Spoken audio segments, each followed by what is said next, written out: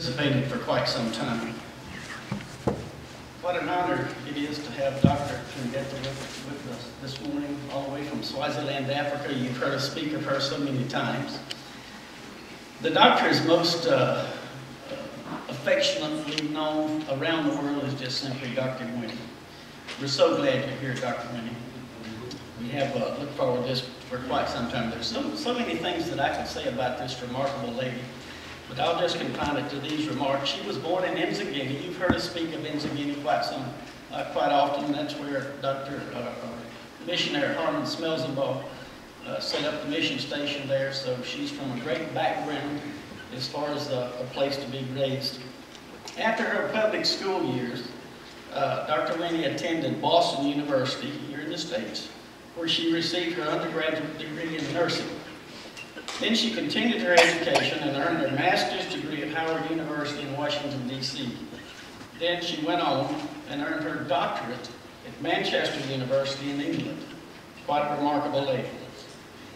Later in her career, she became principal of the Nurses College there in Manzini, Africa, where we served on that mission station. And in 2007, she was appointed rector of the three existing colleges, the College of Nursing, the College of Education, and the College of Theology.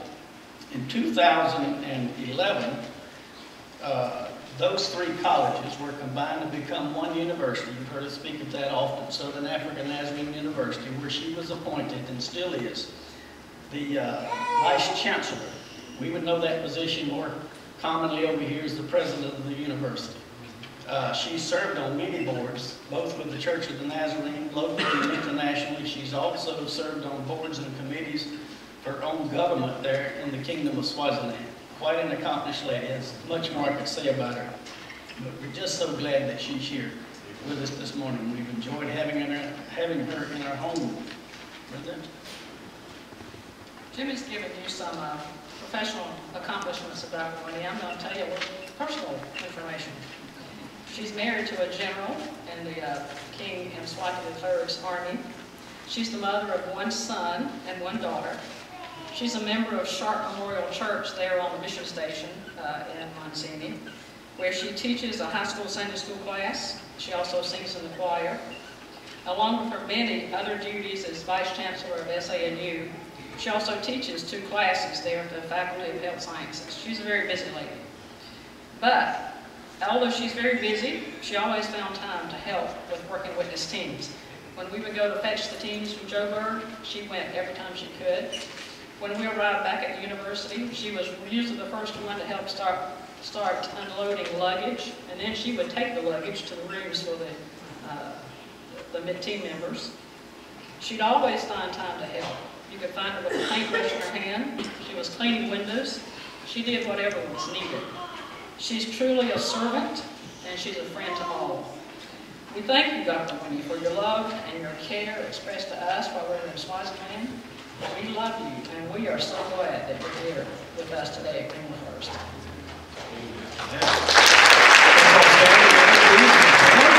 We're going to greet one another. We're going to give that warm.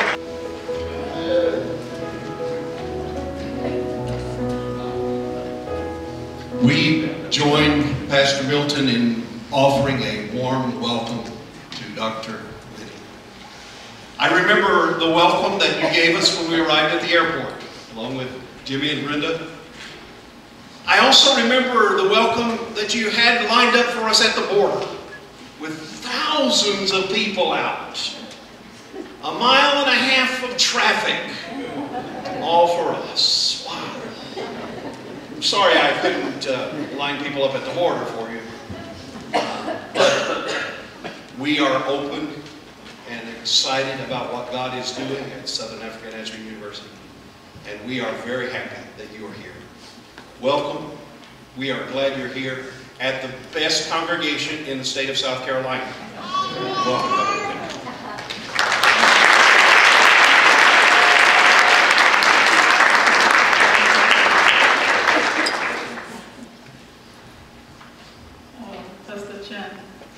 How do you remind me of that? That was quite a long one. Thank you very much, church, and friends to SANU. I would like to appreciate the music.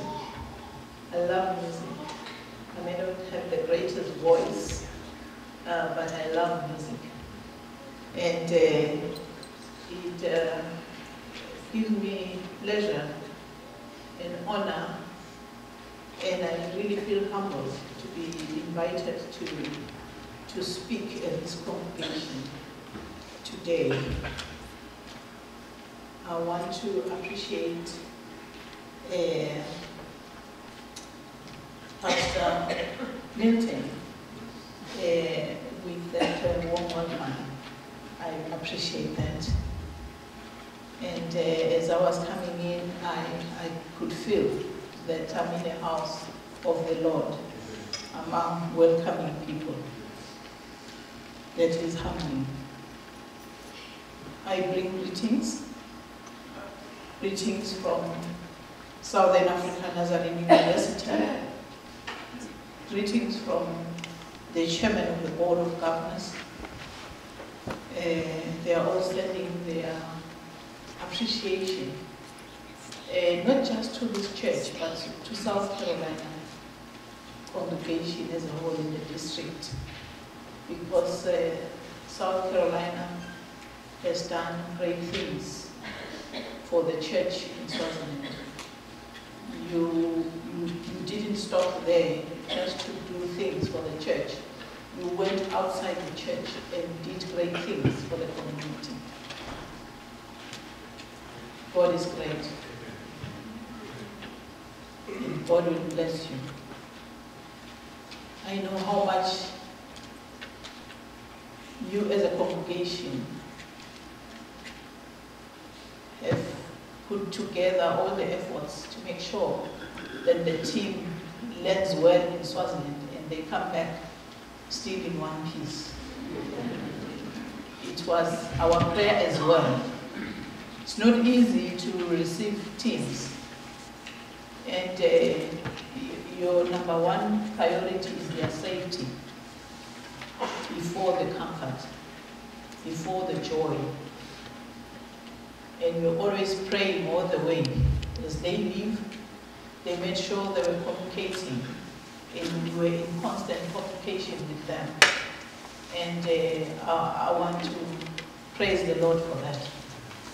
He has been wonderful and great to all of us and all the teams that have been to Swaziland. I've been well kept, well fed. I've received all the love I can ever wish for from the Haynes family and the friends. Yesterday we were in Chester and I enjoyed myself. It was a long day and we were all commenting, oh, it's a long day, but I didn't feel it because I was full of joy. It was exciting for me to see all the friends that I met in Swaziland and new friends that I'd never met before, but they were all welcoming. There was that warm spirit of welcome.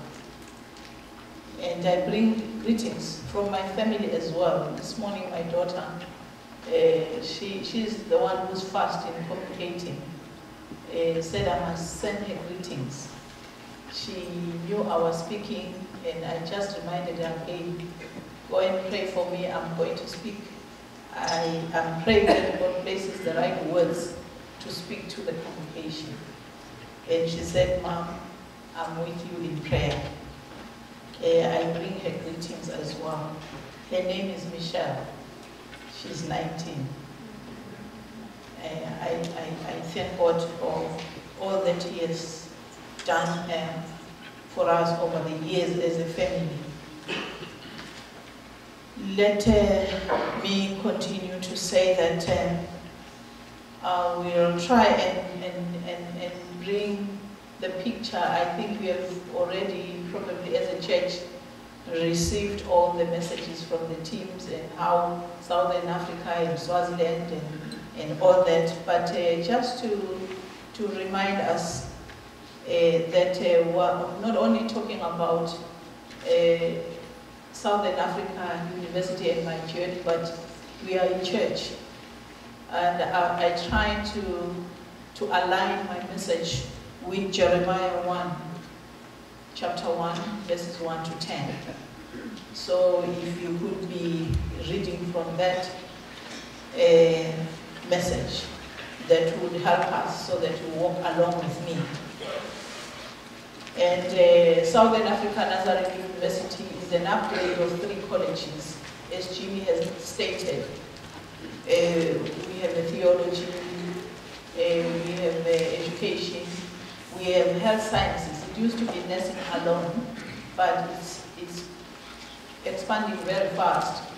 I think the country loves that, and the health sector and education likes that because we are meeting the needs of the country. But it's a bit of a chunk on my shoulders to carry. And God is doing great things to help me carry that load. Our reading then comes from Jeremiah 1, verses 1 to 10. But I would like to skip the first 3 verses and start on verse 4. The word of the Lord came to me saying, "Before I formed you in the womb, I knew you. Before you were born, I set you apart. I set you apart. I appointed you as a prophet to the nations." "Alas, sovereign Lord," I said, "I do not know how to speak. I'm too young." But the Lord said to me, "Do not say, 'I'm too young.' You must go to everyone I send you to and say whatever I command you. Do not be afraid of them, for I'm with you. Do not be afraid of them, for I'm with you and will rescue you, declares the Lord." Then the Lord reached out his hand and touched my mouth and said to me, "I have put my words in your mouth. See, today I appoint you over the nations and kingdoms, to uproot and tear down, to destroy and overthrow, to build and to plant." I think God is great. God is sending us in different ways. And God sent me in a special way to lead the university when I wasn't sure whether I'll be able to do it. That's why I aligned my message with the message that God placed on Jeremiah. I'm not sharing with you this story in the context of Jeremiah, but how the Spirit has led me to translate the vision of SANU. I did not come up with the vision to establish the university. In this case, the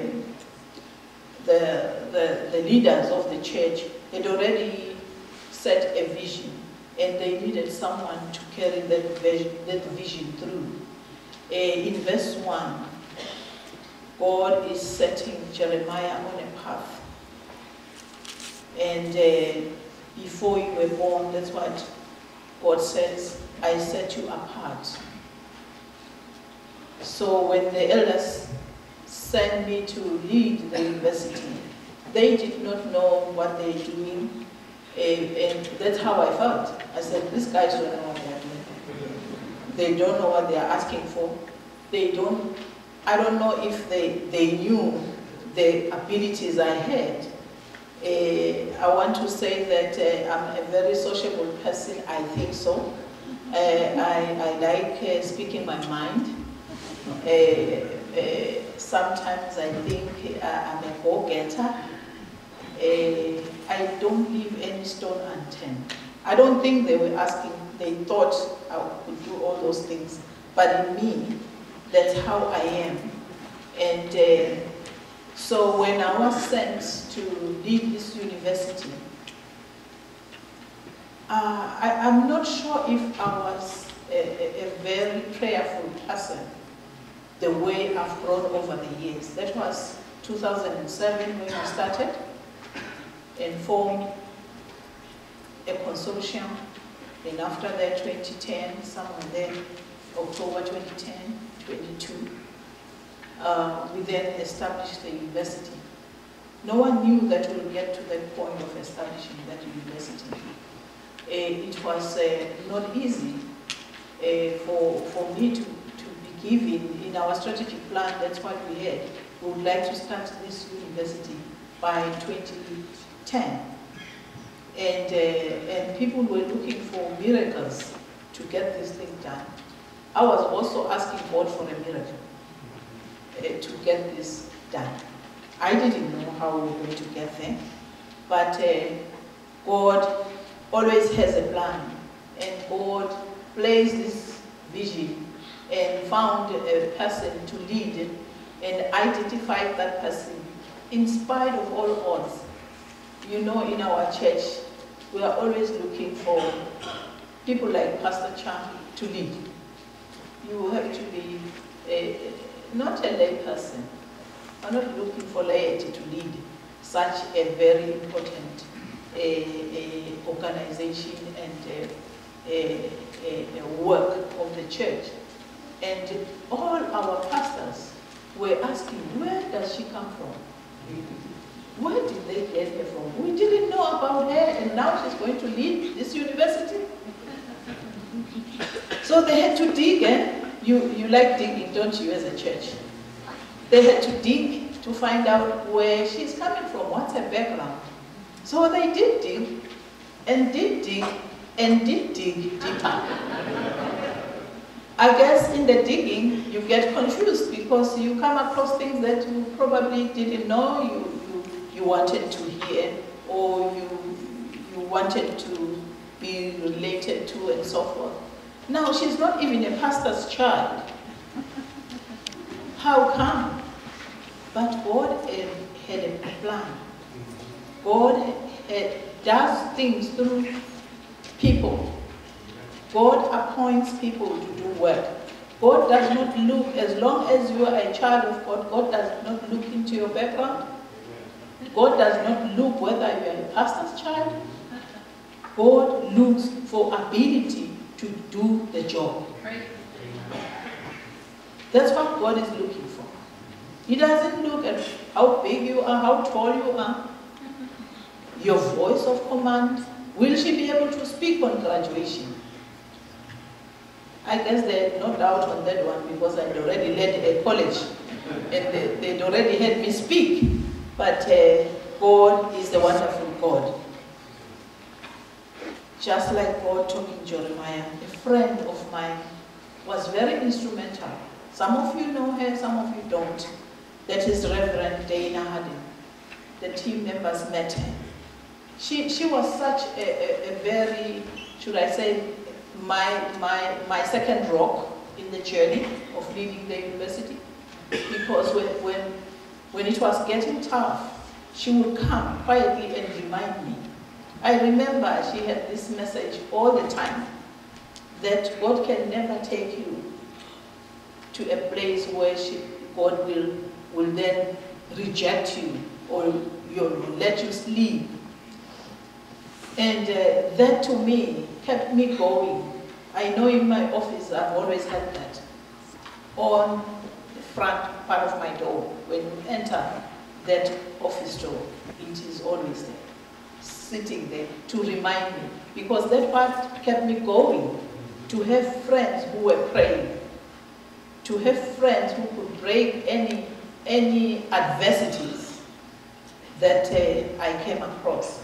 It was not easy, but there was joy in leading a team that was in it, 100%, wholeheartedly wanting to see this done. But it was tough on my side because I had to prove that I can lead them. I had to make sure that we were on the right path at all times. So I learned to pray, to seriously pray. And whenever I prayed, God would give me the direction. Yes, the strategic plan was there, but God will always give me a direction. Each morning I woke up not knowing today how are we going to handle this. Well, were in the midst of this. I don't know how, but God will give me a quick one for that matter. My God, I don't know your God, my God has been very efficient. Whenever I called upon him to say, God, now we have to go to the ministry to negotiate about establishing the university, God had already opened doors. We would get there and find those, government officials. They don't want to hear about, sometimes to hear about the church wanting to start what? We have a university, a public university. Why should we have a church university? They have never led a university before. Why do they want to do this?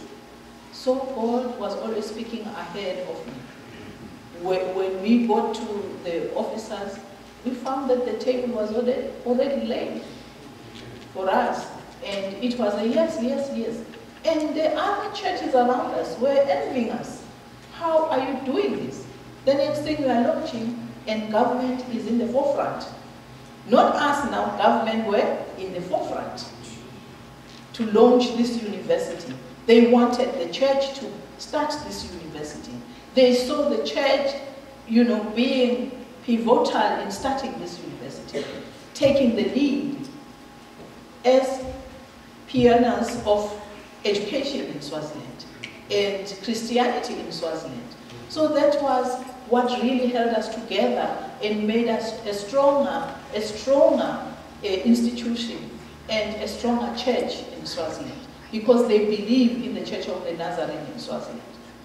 If I may tell you, we have churches all over the country. We have about 42 schools that were started by the church. We have 3 colleges. There is no other Christian institution in Swaziland. I don't know around the world, if I were to compare, that would have a hospital, a clinic, a school, a college. So it's a unique arrangement that actually gave us, the plus to say they can do it, they can do this. So when I read the story of Jeremiah, I find some similarity here and there.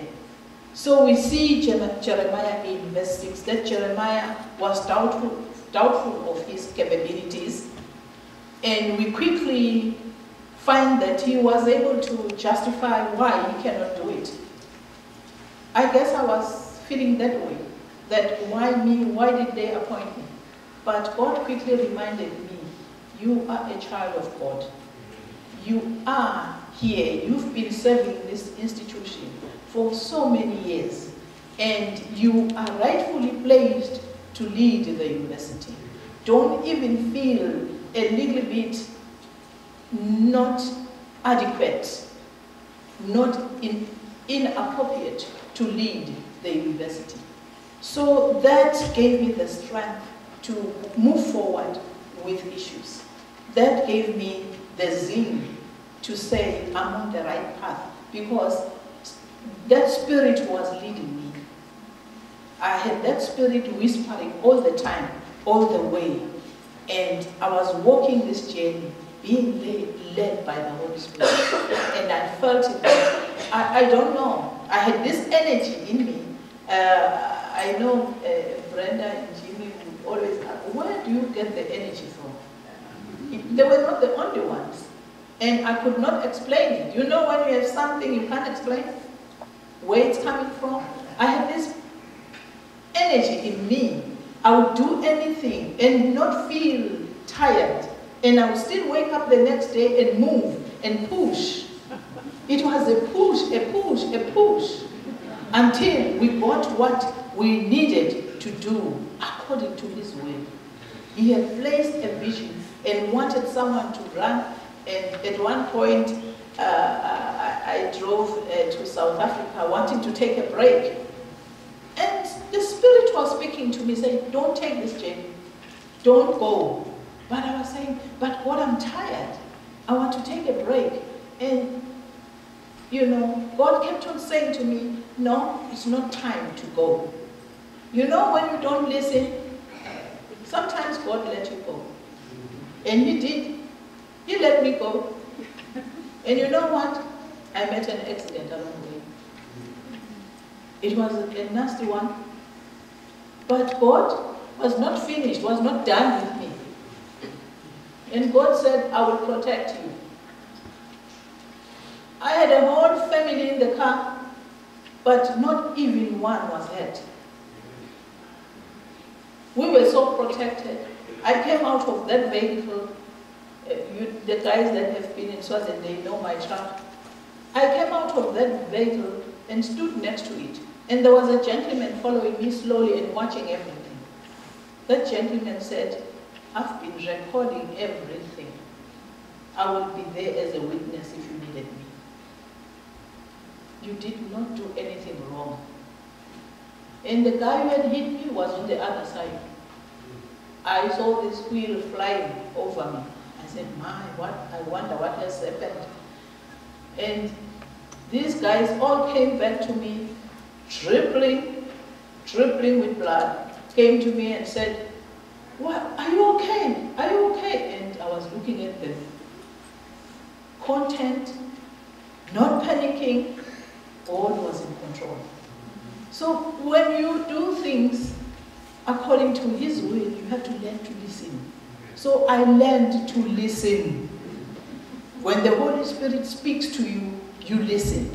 So that's one thing I learned, to listen when God is speaking. So God had set a plan and wanted someone to move this agenda forward on behalf of the church, because it had been tried before and not successful. And people were wondering, how on earth will this lady do this? So this journey may have looked like it was short, 2007 to 2010, but it was the longest journey in my life that I'd ever taken before. And I somewhere in the middle of everything, I said to Dana, you know what? And Kent Brower, who has been advising us, Dr. Kent Brower, I said, you know what? This is similar to the journey that the children of Israel took when they were to cross the river Jordan. That was the time when I felt the employees were now doubtful whether we would cross this river or not. And I remember speaking in one graduation and telling them, it is time to let go. Let go of the path. Let's cross. We are now crossing the river. We are going to make it. After that graduation speech, everyone turned around and said, yeah, we are ready. And now the employees were running behind me. We are now ready. Why are we waiting? So it was them now pushing the agenda. So God works in wonderful ways. A journey that you started, you thought you were alone. You had all the marshals rallying behind you. And God provides that for your journey. He has never said when He gives you an assignment that is going to be easy. Not at all.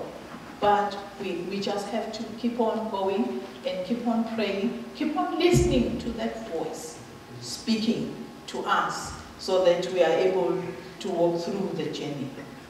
So God led Jeremiah, held his hand all the way, made him able to speak to nations.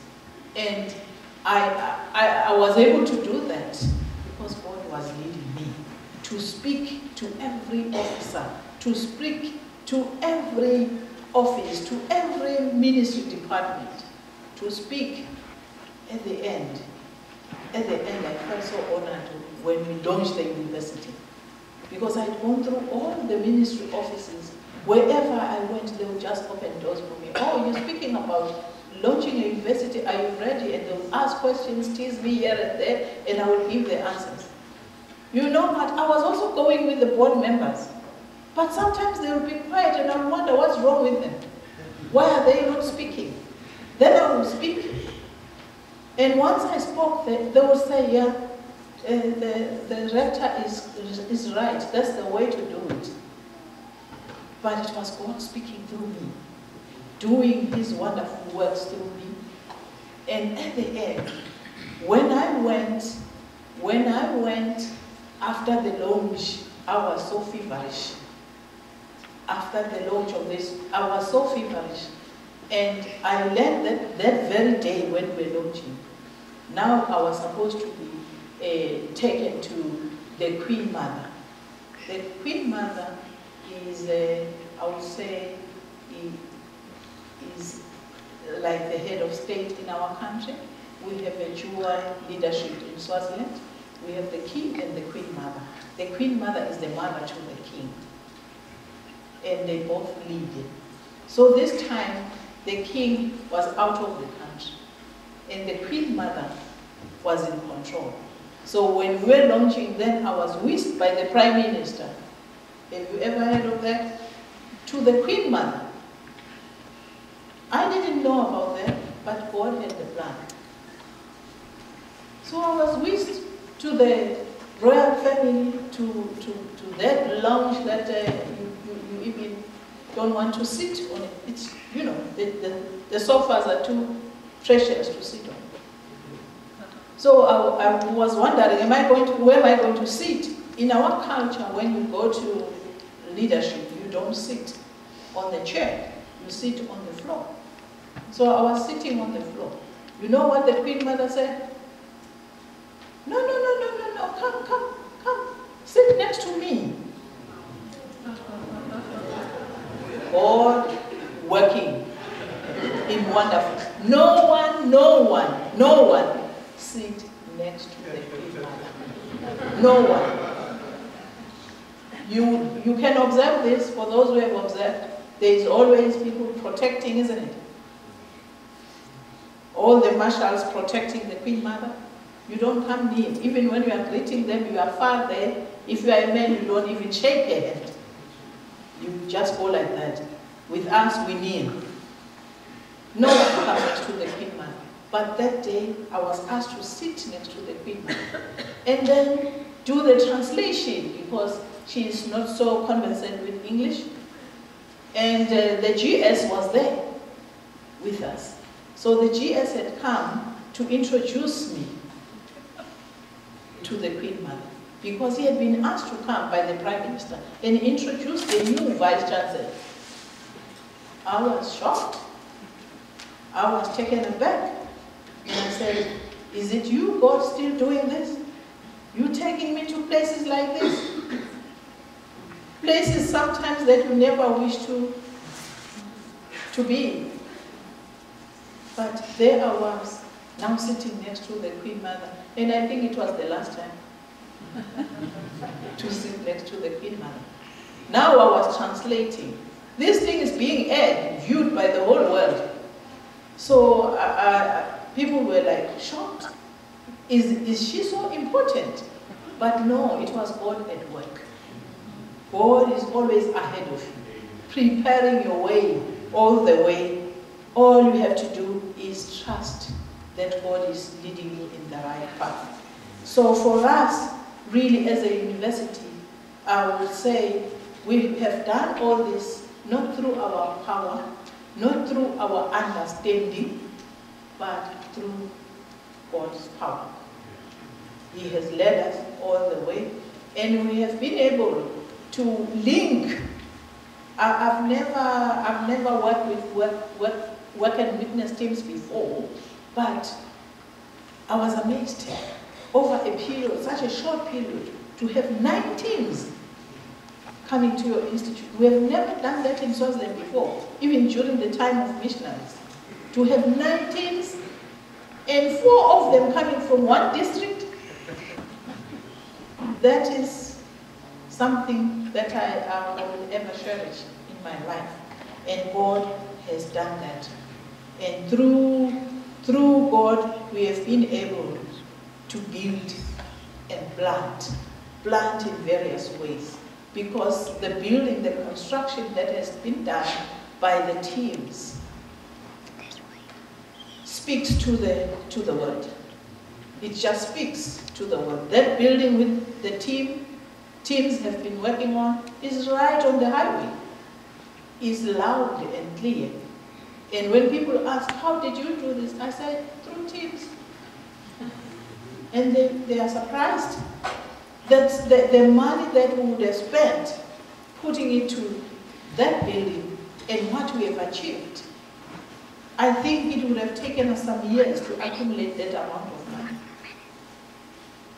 And we only contributed through the teams to that building, or the amount to the cost that was calculated for me by the experts, almost a quarter.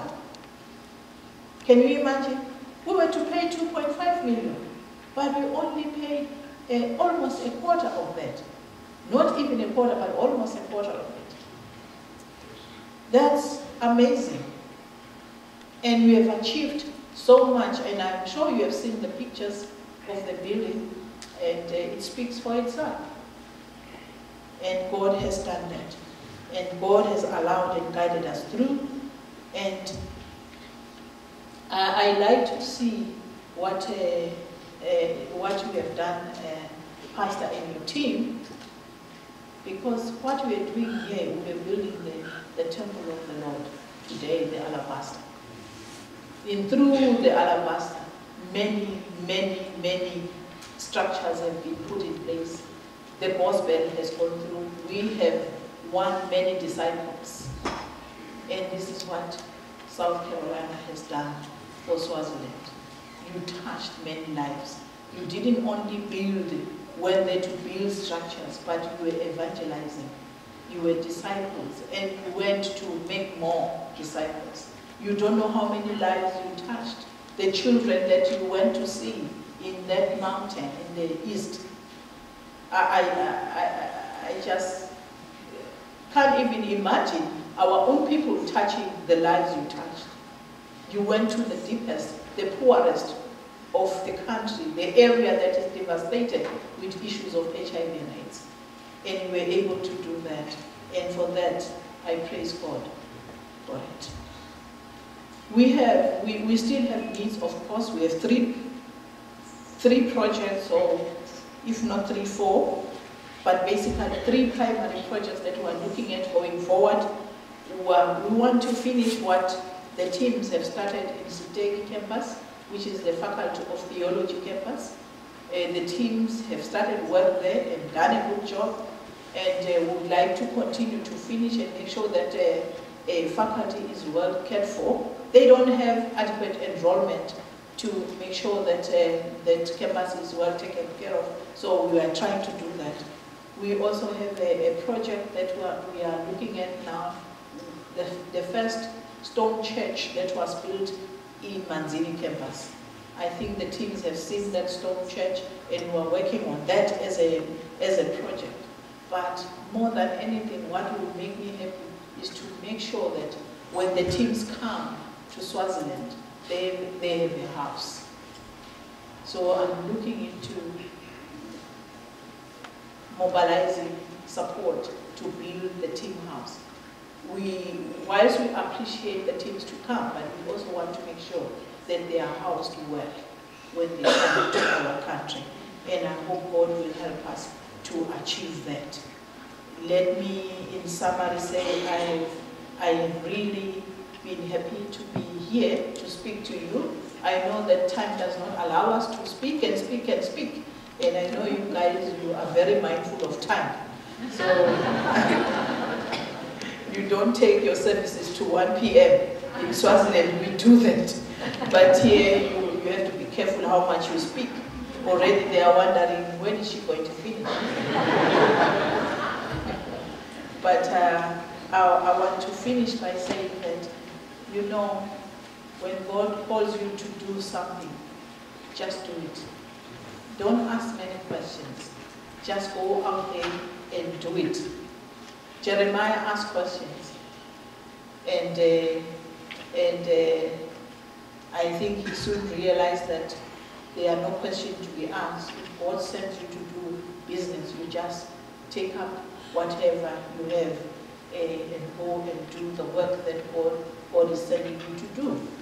And I know there are probably young people here who are willing to take that banner and run with it. If God is calling you to go to Africa and evangelize and be, you know, get more disciples and work and help, just take your buggy and go. Whatever your backpack and go. And God will provide, and He always does. He always does. Take it and go, and don't ask many questions. I know that it's difficult to leave the comfort of your home, and I always admire people like Jimmy and Brenda, and they were such a humble couple. They represented you well, and it was wonderful to be with them. They were not asking for anything. Instead, they were asking to do things for you, and I would be embarrassed that here they are, supposed to be taking care of them, but they are coming to take care of them. And God bless you. Take that banner and run with it and listen to God's call. God is calling you to go and serve somewhere. Take your banner. It doesn't have to be in Africa. You know what? You have neighbors. You have neighbors that need you, even here. It doesn't have to be in Africa. Your neighbors, it starts within your house. That person you left in your house needs to be brought closer to God. And then you go out and send the message across and help others. There are so many people who are in need in our communities. Let's go out and serve the Lord. God bless you.